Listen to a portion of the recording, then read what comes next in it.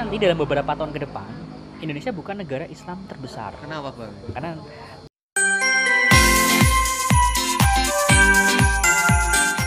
Assalamualaikum warahmatullahi wabarakatuh. Kita berjumpa lagi guys ya. Pada kali ini saya akan membahas tentang masuknya Islam di Indonesia guys. Nah nanti kita akan menanyakan kepada pakar sejarahnya atau ahli sejarah ya. Beliau nanti akan menjelaskan mengenai detail, ringkas dan padat. Oke silakan kenalkan Roni. halo teman-teman semua, perkenalkan nama saya Roni Gita Aristiana. Di sini kita akan coba mengupas tuntas secara singkat, padat dan cepat tentang teori masuknya agama Islam ke Indonesia. Oke bang, gini bang. Jadi sebelum kita ke sana, kita langsung aja bahas topik-topik yang sering ditanyakan dalam ujian-ujian atau PTS mengenai sejarah. Biar teman-teman langsung tahu intinya. Nah, yang pertama, kira-kira ada teori apa sih bang mengenai masuknya Islam di Indonesia?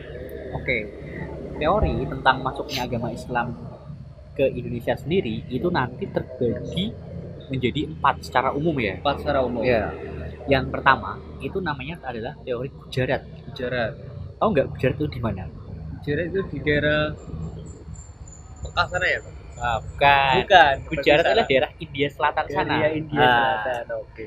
Jadi nanti diperkirakan dari orang-orang India Selatan sana yang mereka itu sudah diperkirakan masuk Islam, mereka itu yang menyebarkan agama Islam ke Indonesia.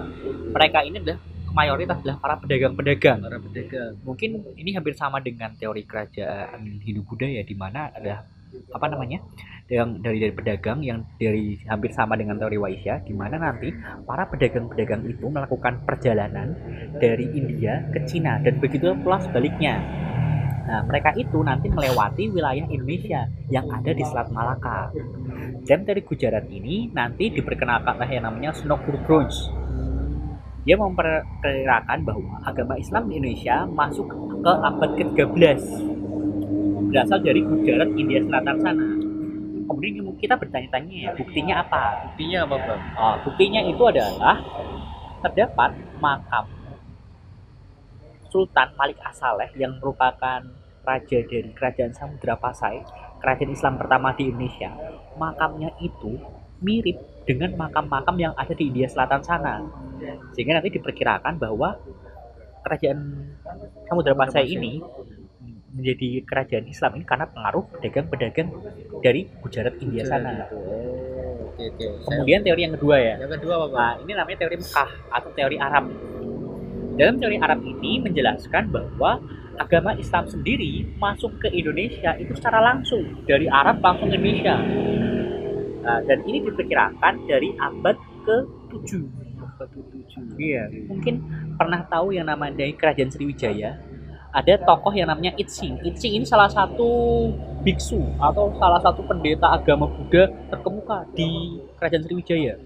Dia menjelaskan dalam catatan Itsing bahwa di daerah Sumatera bagian pesisir baratnya itu sudah terdapat perkampungan Arab yang mayoritas mereka beragama Islam. Jadi diperkirakan agama Islam itu sudah masuk ke Indonesia itu sudah abad ke-7, abad ke-8. Nah, itu bukti pendukungnya. Kemudian bukti pendukung yang lain adalah ditemukannya makam Fatimah binti Maimun di Leran Gresik sana.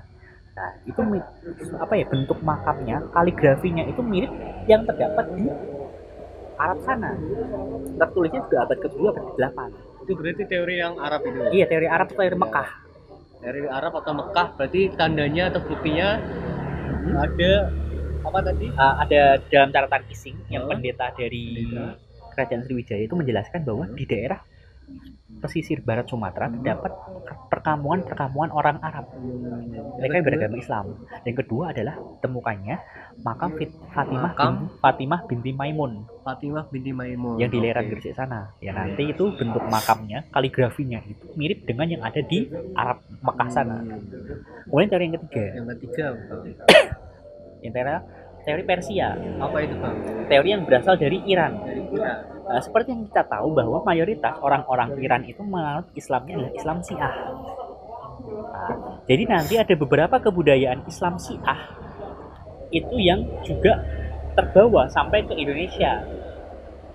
Contohnya nanti beberapa kebudayaan lah. Yang pertama namanya kebudayaan tabuh Apa itu Kak? yang ada di Yang ada di daerah Sumatera Barat sana. Jadi nanti setiap bagi orang-orang yang berpaham Islam Syiah, mereka nanti memperingati 10 Muharram itu sebagai hari meninggalnya Hasan sama Ali, anaknya dari Hasan sama siapa ya Kak? Saya lupa.